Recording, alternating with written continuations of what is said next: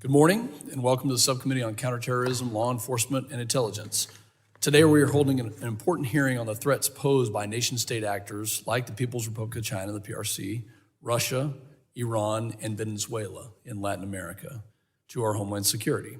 There is no doubt that we are facing a migration crisis caused by the administration's policy decisions. We are witnessing significant increases in encounters at the southwest border with individuals from countries of concern like the PRC and Russia. I am concerned that the chaos of the southwest border could be taken advantage of by anti-U.S. regimes, not just can, but has been. Meanwhile, the PRC and our foreign adversaries are expanding their spheres of influence in Latin America, right in our backyard. As they grow their diplomatic, economic, and military activities in the region, there are clear implications for U.S. homeland security. Recent data released by the United States Customs and Border Protection shows a steep increase in encounters with foreign nationals from the PRC, Russia, Cuba, and Venezuela, amongst others at our southwest border. For example, in the first 7 months of fiscal year 2023, over 9,711 PRC nationals were encountered by U.S. Border Patrol along our southwest border, exponentially more than the previous 3 years. Let me restate that number, 9,711 PRC nationals. A similar trend involves encounters with Russian citizens. In 2021, CBP reported just 4,103 encounters of Russian citizens along our southwest border. However, that number jumped to 21,763 in fiscal year 2022, and it's over 33,000 for the first 7 months of fiscal year 2023. I've heard directly from sheriffs in my own district that they apprehended multiple individuals from the PRC who were deemed high-value targets and were taken into custody by the FBI. While aliens may have legitimate claims to asylum, the increased flow of nationals from adversarial countries is concerning as these individuals blend into the much larger wave of illegal aliens flooding across the southwest border, already topping 1.4 million illegal alien encounters through the first 7 months of this fiscal year, 23. Meanwhile, Border Patrol agents at the southwest border are completely overwhelmed. There have been 1.5 million known gotaways at the southwest border since the start of this administration. This creates a gap in our homeland security intelligence that malign nation states could exploit to send nefarious actors into the U.S. It's important that this subcommittee fully understand the ways that malign nation state actors could take advantage of the wide open southwest border. However, the problem is not just there. It stretches further than that. There is no doubt that we are facing an array of security challenges in the region and by extension to homeland security. In particular, the PRC has developed close economic and security ties with a number of Latin American countries, including Brazil and Venezuela.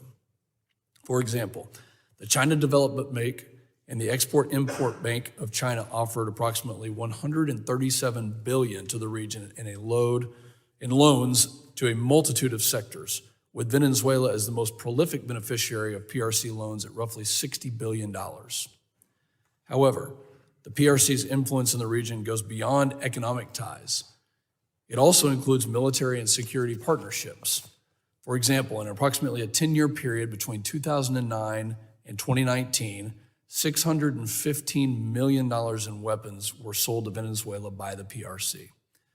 The PRC's increased influences in the region bolsters the CCP's geopolitical goals, which also includes strengthening other authoritarian regimes, leading to significant challenges to U.S. influence in the region, as well as security risks to the United States homeland. Earlier this year, Melissa Dalton, the Pentagon's Assistant Secretary of Defense for Homeland Defense and Hemispheric Affairs, testified that the PRC and Russia now pose more dangerous challenges to the safety and security of the U.S. homeland. They are both, and I quote here from Ms. Dalton, already using non-kinetic means against our defense industrial base and mobilization systems to subvert our ability to project power. This transcends the egregious example of when the PRC entered our sovereign airspace with a high-altitude balloon, which we know with certainty they intended to use to spy on sensitive U.S. military and critical infrastructure sites. And then, just this month, the Biden administration confirmed the existence of a PRC-run electronic espionage facility in Cuba, roughly 100 miles from the United States, that would allow the CCP intelligence services to collect signals intelligence throughout the southeastern United States. Less than 48 hours later, an anonymous Biden administration official confirmed to Politico that the CCP has actually been using a secret facility in Cuba to spy on the U.S. since at least 2019. My Republican colleagues and I are demanding answers on this latest nefarious action by the CCP from DHS Secretary Mayorkas and FBI Director Wray to ensure the Homeland Security response is robust and steadfast. And I would love to have all of this committee in a nonpartisan way join that effort to understand those nefarious actions. This activity once again displays the CCP's willingness to use every tactic and technique to undermine U.S. sovereignty and shows that authoritarian regimes in Latin America can and will assist the CCP in attacking U.S. homeland security. Additionally, Russia continues to demonstrate its intent and capability to conduct military and other strategic activities against the United States in the Western Hemisphere. Russia's influence in the region mainly comes from security ties on which it has colluded with anti-U.S. authoritarian regimes, including Venezuela, Nicaragua, and Cuba.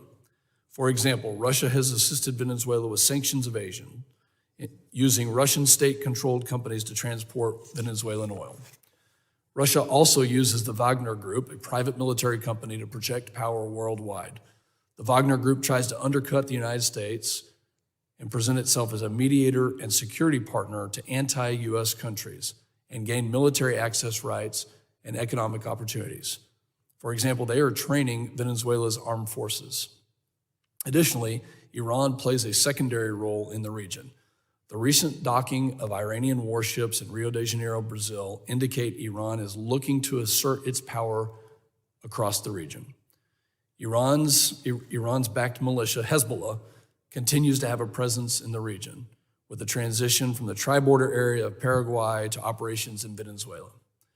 Whether it is the PRC, Russia, or Russia's proxies, or Iran, it is vital that we understand the security challenges and threats posed by nation-state actors to U.S. homeland security and explore every avenue to address them head-on. This morning, we have a distinguished panel of expert witnesses to discuss this important topic with.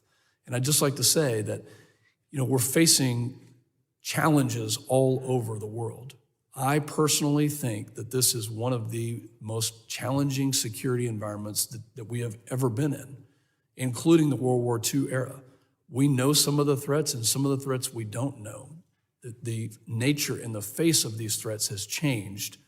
It's no longer just missiles in Cuba like we saw decades ago. The cyber threat is egregious. Economically, what these countries are doing to use their influence and to really hurt the people of countries, especially in our backyard in South America and Latin America. So I'm excited to hear from our witnesses. I'm excited to have this conversation today because I hope it informs the rest of Congress that we must keep our eye on the ball. We must understand what the Chinese Communist Party is doing and the malign activities that they will use to undermine not just our influence and our economic prowess around the world, but also our homeland security right here at home. I thank all the witnesses for being with us this morning, and I look forward to our discussion. I'd now like to recognize the ranking member, the gentleman